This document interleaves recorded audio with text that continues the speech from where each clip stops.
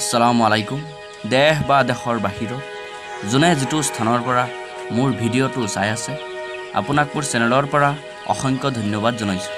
বন্ধুসকল, আজি মই ভিডিঅ'টোত কথা পাতিম যে মুৰ্গীৰ ফাৰ্মত সজিনা গছৰ পাত কিয় ব্যৱহাৰ কৰা হয়, সজিনা গছৰ পাত মুৰ্গীক কিয় খাবলৈ দিয়া হয়, ইয়াৰ অৱদান কি, এই পাতত কি কি উপাদান আছে, কিহৰ কাৰণে এই পাতটো মুৰ্গীক দিব লগা হয়, সেই বিষয়ে সকলো তথ্য আজিৰ ভিডিঅ'টোত আপোনালোকৰ আগত দাঙি ধৰিম।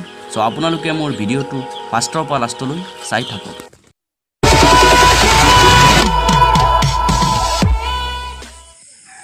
বন্ধুসকল, সজিনা গছৰ পাতত বহুত গুণ আছে। এই পাতটো ৰোগ প্ৰতিৰোধ ক্ষমতাৰ বৃদ্ধি কৰে। ৰোগ প্ৰতিৰোধ ক্ষমতাৰ কাৰণে আমি যেনেকৈ বিভিন্ন এণ্টিবায়'টিক ব্যৱহাৰ কৰোঁ, ঠিক তেনেদৰে মুৰ্গীৰ আপোনাৰ ঘৰুৱাভাৱে যদি মেডিচিন বনাব খোজে তেনে ৰোগ প্ৰতিৰোধ ক্ষমতাৰ বাবে এক নম্বৰ ঔষধ হৈছে আপোনাৰ সজিনা পাত। বন্ধুসকল, সজিনা পাতত কি কি থাকে? গাখীৰতকৈও বেছি কেলছিয়াম আৰু মেগনেছিয়াম, পটাছিয়াম আৰু জিংক আছে এই সজিনা পাতত। জিংক, মেগনেছিয়াম, পটাছিয়াম যিবিলাকে মুৰ্গীবিলাকক আপোনাক সুস্থ ৰখাত আৰু ওজন বৃদ্ধি হোৱাত সহায় কৰে। 2 নম্বৰ, vitamin A, B, C, nicotinic acid, protein ও চৰ্বিজাতীয় পদাৰ্থ, কাৰ্বহাইড্ৰেট ইত্যাদি আপোনাৰ এই সজিনা গছৰ পাতত আছে। বিভিন্ন ধৰণৰ ভিটামিন এই সজিনা গছৰ পাতৰ লগত আপোনাৰ প্ৰেজেণ্ট হৈ আছে। 3 নম্বৰ, সজিনা গছৰ পাতৰ যিটো এইটো ৰহে বেক্টেৰিয়া যিটো আছে, বেক্টেৰিয়া ধ্বংস কৰাৰ ক্ষমতাও আছে। আৰু এই পাতে আপোনাৰ লিভাৰ আৰু কিডনি সুৰক্ষিত ৰাখে আৰু মুৰ্গীবিলাকৰ হজম শক্তি বৃদ্ধি কৰে। বন্ধুসকল, এই সজিনা পাত মই যেনেকৈ মিক্স কৰি আছোঁ আপোনালোকে দেখিয়ে আছে ভিডিঅ'ত, ঠিক তেনেদৰে আপুনি মিক্স কৰিলে মুৰ্গীবিলাকৰ পানীৰ লগত খাবলৈ দিব, তেতিয়া আপোনাৰ ইয়াৰ যিবিলাক গুণাগুণ আছে মুৰ্গীবিলাকে লাভ কৰিব পাৰিব।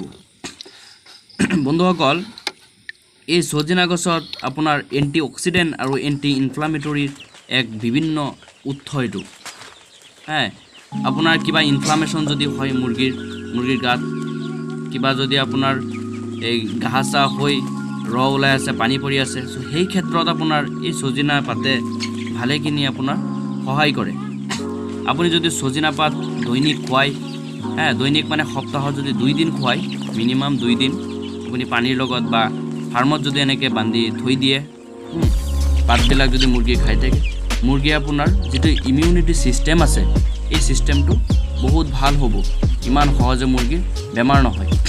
বন্ধুসকল, আমি যদি এইবিলাকক এই মুৰ্গীবিলাক যেতিয়া বেমাৰত পৰে তেতিয়া যদি এণ্টিবায়'টিক আমি ইউজ কৰোঁ, তেতিয়া আপোনাৰ কি হয়, আমাৰ এই মুৰ্গীবিলাকৰ হয় বেমাৰ ভাল হৈ যায় কিন্তু শুকাই গ'লে কি হয়, মুৰ্গীৰ ওজন অনা বহুত দিগদাৰ হয়। কাৰণ আমি মুৰ্গী পুহি আছোঁ কমাৰ্চিয়েলি, কম সময়ত ওজন আহিবলৈ 55ৰ পৰা 65 ডেইজৰ ভিতৰত যাতে আমি মুৰ্গীটো বজাৰত আপোনাৰ উঠাব পাৰি, সেইটো বিষয়ে চিন্তা কৰি আমি ফাৰ্ম কৰোঁ। কিন্তু সেই ক্ষেত্ৰত যদি আমি এণ্টিবায়'টিক খুৱাই সিহঁতক পাতল কৰি দিওঁ, তেনেহ'লে আমাৰ যিটো সময়ত মুৰ্গী বজাৰত উঠাব লাগিছিল সেইটো সময়ত কেতিয়াও নুঠে। চ' বন্ধুসকল, যিমান পাৰে আপোনালোকে ঘৰুৱা এইবিলাক মেডিচিন ইউজ কৰিব। আৰু কিছুমান আপোনাৰ পালনত আপোনাৰ কিছুমান কথা আছে, এইবিলাক ধ্যান আপোনাৰ লক্ষ্য ৰাখিব। ত' এনেকুৱা কৰিলে আপোনাৰ এণ্টিবায়'টিকৰ প্ৰয়োজন নহয়। বন্ধুসকল, মোৰ ফাৰ্মত তেনেকুৱা কোনো এণ্টিবায়'টিক ব্যৱহাৰ নকৰোঁ। মাজে মাজে একদম বেছি যদি হৈ যায় লিগজেন পাউডাৰটোহে ব্যৱহাৰ কৰোঁ। ইনৰক্স উমুক তুমুক মানে এই বিভিন্ন ৰাষ্ট্ৰিক এল এইবিলাক মই কেতিয়াও ইউজ কৰি পোৱা নাই মোৰ ফাৰ্মত, আৰু আপোনালোকক কেতিয়াও দেখুওৱা নাই। বন্ধুসকল, ভিডিঅ'টো চাই আছে বহুত দিনলৈ, কোনো এণ্টিবায়'টিকৰ ভিডিঅ' আপোনালোকক দেখাই নাই মই, কাৰণ মই এইটো ইউজ নকৰোঁ। জাষ্ট লিগজেন অলপ এইটো লাগে, এইটো নৰ্মেল বস্তু লাগেই। আৰু এণ্টিবায়'টিক দিলেও অলপ পিছত ভিটামিন দি দিব। ভিটামিন দি দিলে কি হয়, আপোনাৰ অলপ ইকুৱেল হৈ যায় সিহঁতৰ। চ' বন্ধুসকল, এইটোৱেই, আপুনি যিমান পাৰে সজিনা গছৰ পাত যদি থাকে আপুনি এইবিলাক মুৰ্গীক খুৱাবলৈ চেষ্টা কৰিব। এতিয়া কথা হ'ল, সজিনা গছৰ গছ যদি কাৰোবাৰ ঘৰত নাই, দৈনিক ক'ৰ পৰা আনিব, সপ্তাহত 2 দিন ক'ৰ পৰা মিলাব, তো আপোনালোকে এটা ছিষ্টেম মিলাব পাৰে। এই সজিনা গছৰ যিটো পাত আছে এই পাতটো শুকাই গুড়ি কৰি পাউডাৰ কৰি এটা আপোনাৰ বটলত ভৰি থৈ দিব, সপ্তাহত আপোনাৰ 2 দিন এটা হিচাপত চামুচ দি আপোনাৰ পানীৰ লগত মিক্স কৰি মুৰ্গীবিলাকক খুৱাই দিব পাৰে। তো তেনেকৈ হ'লে আপোনাৰ ইমিউনিটি ছিষ্টেম যিটো আছে এইটো বাঢ়িব। মুৰ্গীৰ যদি বেমাৰ নহ'লে আপোনাৰ মুৰ্গী ফাৰ্ম কৰি কিমান ভাল লাগে, ওজন আহি যায় সোনকালে। এয়া চাওক আমাৰ পোৱালিবিলাক কিমান ধুনীয়া হৈ আছে। ইহঁতক এতিয়া পূৰা দানা দি আছোঁ, এয়া চাওক, কাৰণ ইহঁতক পানী পিয়াহ লগাব লাগিব। কাৰণ ইহঁতৰ কাৰণে যিটো চলিউশ্যন মই বনাইছোঁ ছজিনা গছৰ পাত দি, তো সেইটো খাবলৈ হ'লে প্ৰথম অৱস্থাত সিহঁতক দানা দি সিহঁতৰ পানী পিয়াহটো লগাব লাগিব। যিকোনো মেডিচিন দিয়াৰ আগত আপোনালোকে কি কৰিব, 20 মিনিট বা আধা ঘণ্টা আগত ফাৰ্মৰ পৰা যিবিলাক ড্ৰিংকাৰ আছে ড্ৰিংকাৰবিলাক আঁতৰাই আনিব, যাতে সিহঁতে আপোনাৰ বহুত ভালকৈ মানে পানী পিয়াটো লাগে।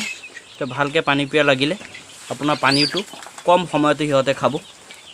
আৰু মেডিচিন যিমান কম সময়ত ভিতৰত মুৰ্গীয়ে খাইহে পেলায় সিমান ভাল, কাৰণ বেছি সময় পানীৰ লগত মিক্স হৈ মুকলি অৱস্থাত থাকিলে টেম্পাৰ গুচি যায়। চ' এইটো ব্যৱস্থা আপোনালোকে কৰিব। এতিয়া চাওক পূৰা দানা খুৱাই আছোঁ সিহঁতক, এইটো চাওক।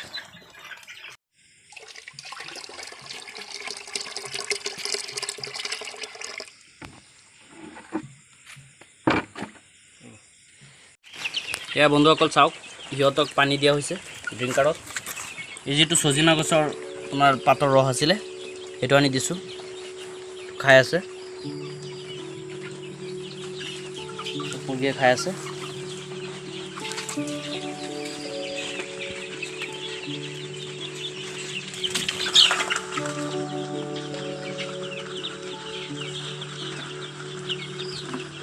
সিহঁতৰ পানী পিয়া লাগিছে, চ' এইটো সিহঁতে খাই আছে।